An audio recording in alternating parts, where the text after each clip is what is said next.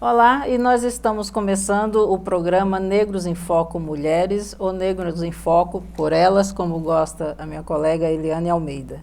E nós estamos de volta com o programa Mulheres, justamente no mês de março, homenageando as mulheres, agora dia 8 de março, né, que vamos voltar com tudo, né, Eliane? Nossa colega e jornalista, apresentadora, que vai ser uma das nossas grandes parceiras do nosso programa, como já era. Sentiu saudade, Eliane, do nosso programa? Muita saudade. Estou muito feliz que a gente tenha podido retomar esse projeto que é tão importante também. Pois é, e como você sabe, o programa Negros em Foco Mulheres e também o Negros em Foco Homem, apresentado pelo nosso reitor José Vicente, é uma produção da Afrobras, Sociedade Afro-Brasileira de Desenvolvimento Sociocultural, e da Universidade Zumbi dos Palmares. E hoje nós estamos aqui começando o nosso programa e tínhamos que trazer uma mulher forte, uma mulher que vai nos trazer sorte mesmo para abençoar o nosso programa e para que a gente comece a nossa agenda feminina, nosso programa já feminino que nós aqui vamos trazer. A gente vai trazer homens também de vez em quando para dar uma canja, né, Eliane? Mas a ideia é a gente trazer mulheres para realmente dar voz à mulher negra, que não temos nenhum programa aqui no Brasil, por incrível que pareça, apresentado e dirigido por mulheres negras. Eliane. Hoje nós vamos falar com Doné Kika de Bessem. Ela é publicitária de formação, já foi cabeleireira, é uma das fundadoras do Ori Axé, que foi criado em 26 de setembro de 1988, por coincidência centenário da abolição, dando para a mulher a voz, porque foi o primeiro grupo organizado de mulheres negras do Bexiga. Ela é formada em balé clássico, estudou em colégio interno, fez parte dos anos 60 e 70 dos balés afro, que trabalhava com a conscientização da cultura afro através da arte. É iniciada no candomblé, coordenadora do Fórum de Mulheres Negras do Estado de São Paulo. Faz parte do Fórum Nacional de Mulheres Negras. Faz parte da Executiva Nacional de Entidades Negras, o CONEM. Membro da Executiva Nacional do Centro Nacional de Religiosidade e Resistência Afro-Brasileira, o CENARAB, e representa a CONEM na Executiva Nacional de Marcha de Mulheres Negras 2015. Nada fraca, né? Então... E hoje, apesar de todo esse seu currículo ser fortíssimo, da gente ver que você transitou pelo universo da beleza da mulher negra, protagonismo da mulher negra no mercado de trabalho também, produção cultural. Hoje a gente vem falar de uma movimentação feminina de mulheres negras no Brasil, que é a chamada Marcha das Mulheres Negras de 2015, que vai acontecer com a data prevista para o dia 18 de novembro. Exatamente. Como nasceu a proposta da Marcha de Mulheres Negras?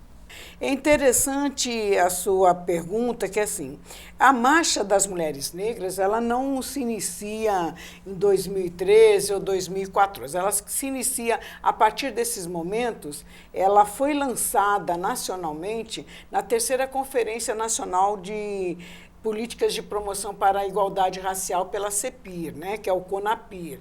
Mas ela vem sendo construída, vejam bem, há mais de 10 anos, pelo conjunto das mulheres negras que atuam no combate ao racismo, que fazem a luta pela igualdade, né, de gênero, raça, classe. Então, é uma marcha que ela vem sendo construída já há mais de 10 anos. Então, você vê que são mais de 10 anos em que nós, mulheres negras, estamos construindo um momento que vai acontecer agora em 2015, em Brasília, em 18 de novembro.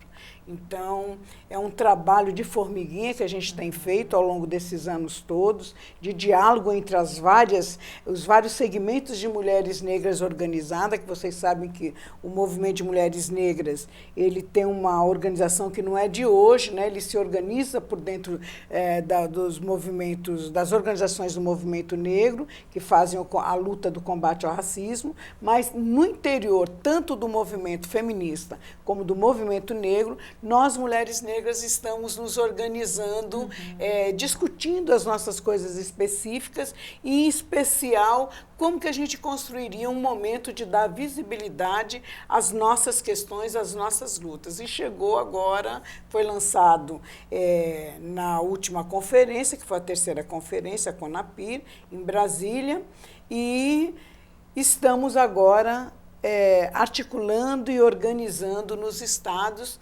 a marcha e fazendo a formação com as mulheres negras nas suas várias áreas de atuação. Nós sabemos que teremos uma agenda durante o ano inteiro, né, para que aconteça essa marcha. E você estava aqui nos falando nos bastidores que já tem uma agenda que já algumas coisas já marcadas para acontecer e gostaríamos que você falasse para que a gente também já possa se preparar para participar também. É né? interessante que assim, a marcha ela lançou um manifesto nacional e alguns estados, como o estado de São Paulo, ele se organiza e tem um núcleo estadual para a marcha, né, que compõe várias organizações de mulheres, algumas que estão organizadas, por exemplo, por dentro da CONEM, pelo MNU, na UNEGRO, e tem um conjunto maior de jovens negras que estão no campo da universidade, né, do ensino, outras que já se formaram, e de vários outros segmentos.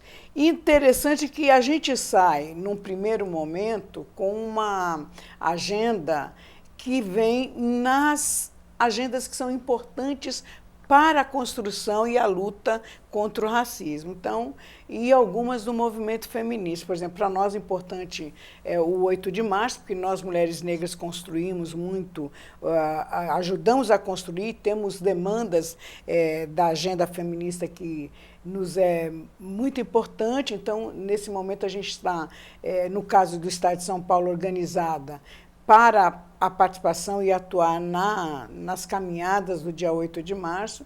Dia 21 de março também, que é uma data expressiva para a gente, nós teremos um debate sobre a questão das mulheres negras e a agenda feminista e o que é o conceito do que nós chamamos atualmente de feminismo negro. Então, depois disso, nós vamos tendo 25 de julho e vamos tendo toda a agenda que vem da Nacional para ir até 18 de novembro, quando efetivamente as mulheres negras estarão marchando em Brasília. E as mulheres negras, como é que elas encontram essas informações? Bom, nós temos um núcleo, uma página no Face que é da Nacional, né, que as pessoas encontram como 2015, Marcha das Mulheres Negras. Né? No caso do nosso estado de São Paulo, a gente também tem uma página no Face que é Núcleo Impulsor para a Marcha das Mulheres Negras 2015. E temos aqui no estado de São Paulo o e-mail que é marchanegras, marchanegras2015.saopaulo@gmail.com. Então, são os contatos de referência para que as mulheres negras do estado de São Paulo possam se articular. A grande movimentação e articulação dessa marcha tem acontecido dentro das redes sociais, né? Essa questão das jovens participarem com mais afinco disso, tem usado essas novas ferramentas. Como é que você vê isso atualmente, já que, pelo que a gente viu da sua caminhada, que já é longa, como é que você vê a utilização dessas ferramentas para a divulgação do evento? Bom, é interessante que hoje essas ferramentas como o Facebook, agora a gente tem uma que é muito mais rápida ainda, que é o tal do WhatsApp. Né? Então, a gente tem, a cada dia a tecnologia de comunicação, ela tem avançado, né?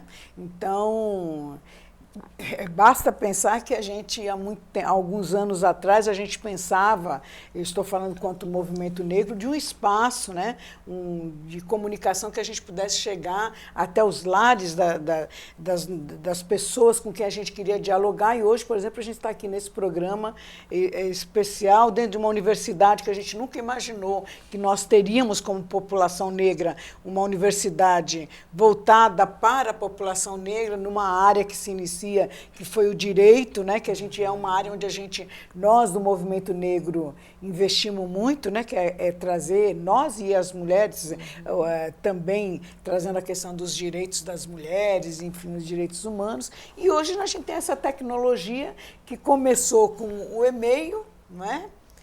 Hoje, depois foi as páginas, tem um site, etc. e tal. Essas coisas já não são... fazem parte, mas já estão um pouco atrasadas. Hoje a gente tem aí o Face, né, que é essas tecnologias, e outros, né, Instagram, uma série de coisas, aí começou com o Twitter e tal.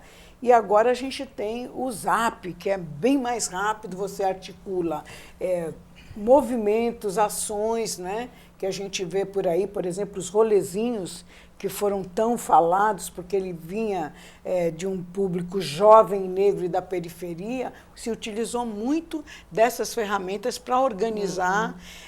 E a periferia, né? Os bairros da periferia até hoje utilizam isso. Nós, mulheres negras, não poderíamos estar fora desse contexto, desse avanço tecnológico, né? Então, auxilia... Porque você, ao mesmo tempo, você vê, no caso do Brasil, o racismo, ele além de ser estruturante na sociedade brasileira em todas as etapas, a gente também sofre as questões relacionadas à mulher negra, além do racismo institucional, as outras formas de violência que vêm, sejam elas pela internet, pelos meios de comunicação. E o Brasil também, nós lutamos muito no movimento para dizer que o país era racista, que tinha negros, aqui era um país de negros, e etc. e tal. E aí o que você observa? Você observa também que o Brasil não conseguia assumir que era racista. Então, com a entrada dessas tecnologias, o Brasil começa a aparecer como um país que realmente é racista, né? Embora não goste de assumir Embora isso. Temos, né, principalmente as grandes autoridades. Exatamente. Não, meu melhor amigo é negro, minha melhor o negro amiga de é alma negra. branca, Exatamente. enfim. Aquelas coisas que a gente acha que estavam no passado, mas que, na verdade, elas estão aqui no nosso dia a dia o tempo inteiro. Então, exatamente. Bom, Enquanto mulheres, a agenda você pode anotar também nessas redes de comunicação, que ao mesmo tempo que aparece com maior intensidade o racismo, a violência, o preconceito contra as mulheres negras em especial, nós também estamos utilizando para contrapor esse racismo que está aflorando aí. Então, nesse sentido que eu quis dizer que essa nova tecnologia, agora até o Zap, ela tem essa mão dupla mesmo, né? Que ao mesmo tempo que a gente recebe a violência com maior impacto, a gente também... Nós vamos saber utilizar realmente e vamos aproveitar de todas as armas que nós, mulheres, inclusive mulheres negras, somos inteligentes, ou tão inteligentes ou mais inteligentes, né? Então, mais inteligente. Vocês viram que o tema aqui, o papo vai esquentar, mas nós vamos para um breve intervalo e voltamos já já.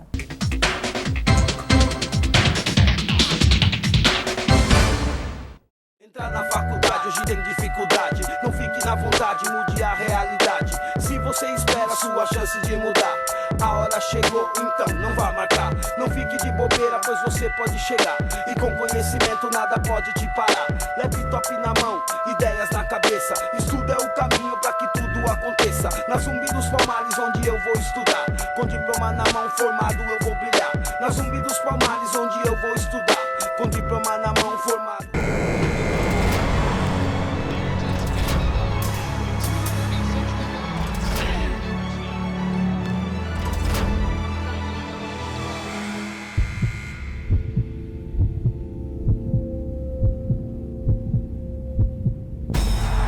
Na vida e no esporte, tudo é possível. Bradesco, patrocinador oficial dos Jogos Rio 2016.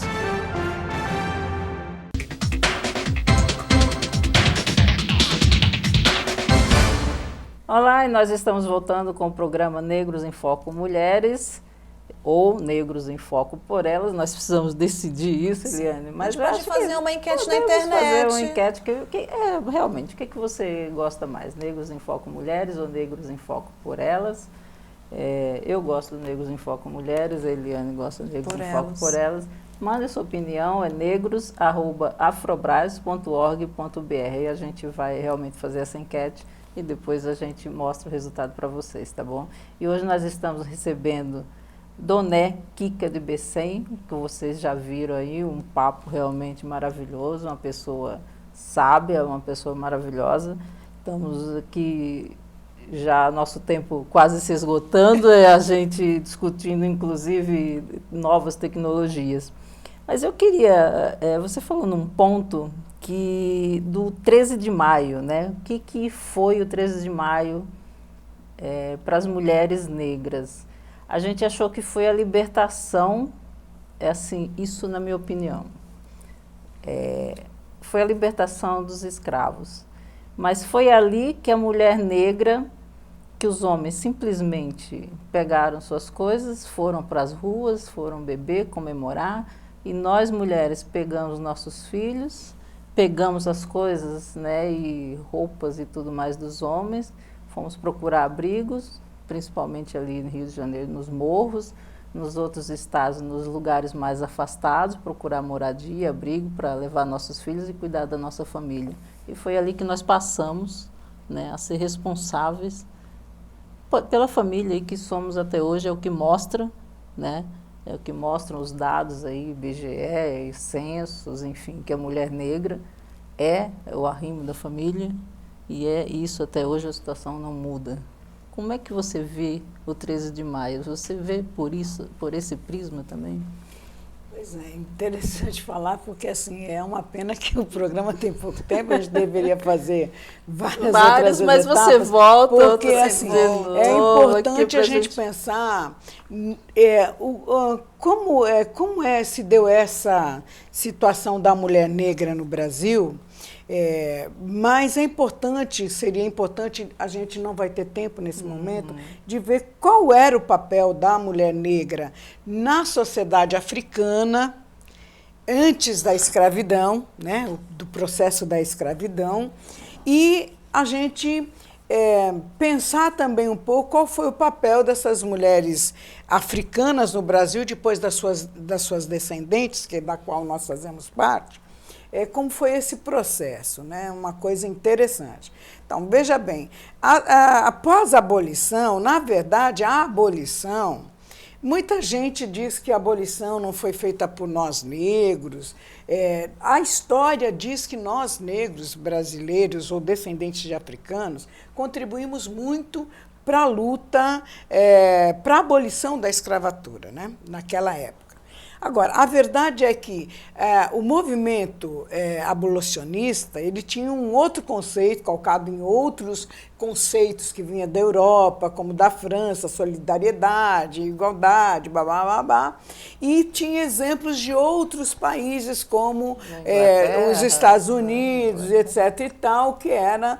Aí, nos Estados Unidos, aí teve aquele negócio da terra que foi dada. No nosso caso, no Brasil, a abolição, as portas das fazendas se abriram e aquela população se fechou e a gente não tinha um caminho de volta.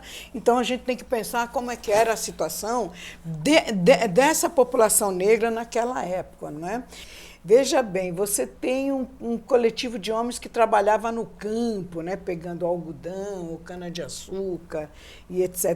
E as mulheres que trabalhavam não só no campo, mas também no interior dessas fazendas, nas casas, né, quando era nas fazendas, aqui nas casas, falando do estado de São Paulo, aqui para o lado da Paulista, esse lugar todo. Bom, aí você vê o seguinte, à medida em que se libertou os negros, o Brasil também estava sofrendo uma influência grande, começa a industrialização no país, E essa mão de obra, que é a mão de obra negra que sai das fazendas, ela não é qualificada para estar nessa indústria que está se instalando no país. Então, o homem negro só tinha então, aí a gente começa, a mulher negra faz os quitutes e os homens iriam vender. O que aconteceu? Aí o racismo é tão aparente que se criam as leis, por exemplo, da vadiagem. E aí os homens negros, sejam maridos, companheiros ou filhos dessas mulheres, não podiam sair à rua para fazer a venda, porque é o reflexo que é até o dia de hoje, né? Então, a gente teve a lei da vadiagem, que se não tiver... Isso durou durante vários tempos, que você tinha que andar na rua, inclusive com carteira de trabalho, se não tivesse documentação. A gente tem várias fases. Como é até hoje, né? Exato. Somos hoje parados. Então, o genocídio da nossa juventude sempre foi a tentativa de exterminar os negros, para dizer que o Brasil não era um país que tinha negros. Então, as mulheres negras acabam assumindo não é só a chefia, é a chefia, mas, ao mesmo tempo, ela mantém a família, economicamente, etc. e tal, barari, barará. O homem negro cai numa situação que seria interessante conversar isso também, é um tema, é um assunto importante, né? Que aí você tem um acúmulo do homem negro que acaba usando muito a bebida, né? Nós temos muito caso de alcoolismo na nossa família, né? Que atinge bastante os homens, temos algumas mulheres. Atualmente a gente tem a questão da drogicidade, que atinge mais a juventude negra, né? Em especial o jovem negro, mas também está aumentando muito também a participação e morte das mulheres jovens nesse processo de droga, né, como o crack, lança-perfume, e agora tem um tal de comprimido, enfim. A gente tem históricos dessa luta. E a mulher negra, seja ela a chefe de família ou a mantenedora da família, ela está nesse núcleo onde ela tem várias responsabilidades. O da educação, o da sobrevivência da família, né? Então, vejamos, a gente não saiu desse papel de estar à frente das coisas. Eu vi recentemente, inclusive nas redes sociais, que parassem de dizer que nós, mulheres negras, somos fortes, né? Porque a gente sabe o quanto tem sido difícil para nós mulheres, ao longo desses anos todos após a abolição, manter a identidade e a família, o conceito de família que a gente traz, né, inova, né? Então, nós sempre somos as mulheres que, ao longo da história, são as mães solteiras, né? Sim. Então, o 13 de maio deve ser motivo de debate, não só entre nós, mulheres negras, porque tem várias outras coisas. Então, eu acho que a Marcha das Mulheres Negras, ela vem num momento em que a gente começa a refletir, inclusive, sobre a nossa relação de solidariedade contra mulheres negras, o respeito à luta da companheira, do que ela faz, não é? Desse dar as mãos. Por isso que é importante que o conjunto do movimento negro brasileiro entenda esse momento da construção da Marcha das Mulheres Negras. É o nosso momento. É o momento em que a gente pode reunir as mulheres negras que conseguiram estudarem, estar à frente de determinados espaços, por exemplo, as comunicadoras se reunirem como estão se reunindo para tocar a marcha, as mulheres que trabalham no direito e são operadoras do direito, enfim, onde nós estamos, nós temos que... E aí a gente está com um lema que eu achei muito importante e interessante, que é: quando uma sobe, leva a outra, né? Leva e levanta a outra, porque nós precisamos dessa visibilidade. Aqui em São Paulo, aproveitando, que eu falo demais às vezes.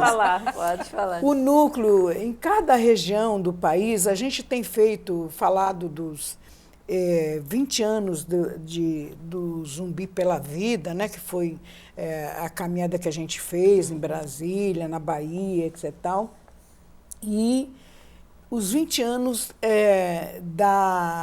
de aniversário da partida de Lélia Gonzalez, que é a nossa representação, assim, como intelectual, mulher negra, etc., tal, que vem trazendo esses conceitos de como que era a nossa participação no movimento feminista e qual que era a nossa relação quanto mulheres. É uma das mulheres, tem Beatriz do Nascimento, tem várias. Mas em São Paulo nós tiramos para trazer para frente das mulheres negras paulistas essa pessoa maravilhosa aqui, que essa revista está trazendo, que é Carolina de Jesus, que ela representa muito essa noção do pós-abolição, onde nós, mulheres negras, estamos. Então, foi uma poetisa, uma escritora, uma cantora, uma mulher que era o quê? Morava em favela e fazia a reciclagem, que antigamente se chamava catadora de lixo, não sei o que, hoje é recicladora, que tudo vai avançando. Então, esse é um retrato vivo de algumas mulheres negras ainda hoje no Brasil, com mais que tenhamos pessoas maravilhosas como vocês e outras que estão se formando em várias áreas, nós ainda temos que discutir o 13 de maio após a abolição e o que é essa coisa de ser forte e solitária na nossa dor. Kika, faça um chamamento a essas mulheres de São Paulo, do estado de São Paulo, de todos os lugares por onde o nosso programa passa, para que venha engrossar esse caldo dessa briga, dessa luta que a gente está tendo para a marcha. Eu exatamente quero agradecer novamente o programa, e se eu pudesse dar um palpite aqui, eu diria que seria por elas, né? Então já temos um voto. Por elas, por que por elas? Porque por elas, porque é feito por mulheres. Okay. Então, tem um sentido para mulheres, por elas. Mas eu diria o seguinte, para as companheiras e os companheiros também que estiverem nos ouvindo e vendo nesse momento, nos vários estados e locais onde esse programa estará sendo exibido, que venham para a marcha, procurem saber quem são as pessoas que estão organizando a marcha no seu estado, na sua cidade, não é? E venham construir com as mulheres negras brasileiras esse momento importante para dar visibilidade às questões específicas de nós, mulheres negras, para dar as mãos. Essa marcha é uma marcha que o protagonismo das mulheres negras, né? Em especial as mulheres jovens negras que já estão aderindo à marcha, que venham mais jovens ainda, porque é importante essa participação dos jovens, e os homens que são nossos companheiros, são pessoas que a gente também constrói junto com eles a luta antirracista, que venham também nos ajudar a entender que 18 de novembro faz parte do 20 de novembro. Sim. E o 20 de novembro somos nós, mulheres negras também, porque nós construímos. Então, o 18 de novembro estaremos em Brasília, estaremos em várias ações também pelos estados, onde as mulheres estão se organizando para essa marcha. Muito obrigada. Contamos com todos vocês em 18 de novembro, lá na Marcha das Mulheres em Brasília. Infelizmente, nosso tempo acabou. Nós esperamos que vocês deem opinião, então, pelo programa. Já temos um voto, aliás, 2, contando com o da Eliane. Eu já estou perdendo aqui, mas nós voltamos na próxima semana. Conte sempre com a gente. Um grande abraço e até lá.